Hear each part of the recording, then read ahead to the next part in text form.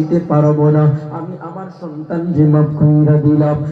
মুহাদ্দিসিনে কেরাম বর্ণনা করেন, ওই সাহাবীর মা যখন তার সন্তানকে ক্ষমা কইরা দিছে, মাফ কইরা দিছে, সঙ্গে সঙ্গে ওই মৃত্যু শয্যায় শায়িত সাহাবীর জবান থেকে কালিমা উচ্চারণ হয়ে গেছে, লা ইলাহা ইল্লাল্লাহু মুহাম্মাদুর রাসূলুল্লাহ।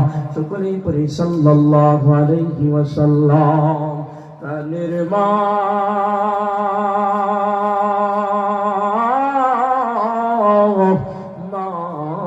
গো,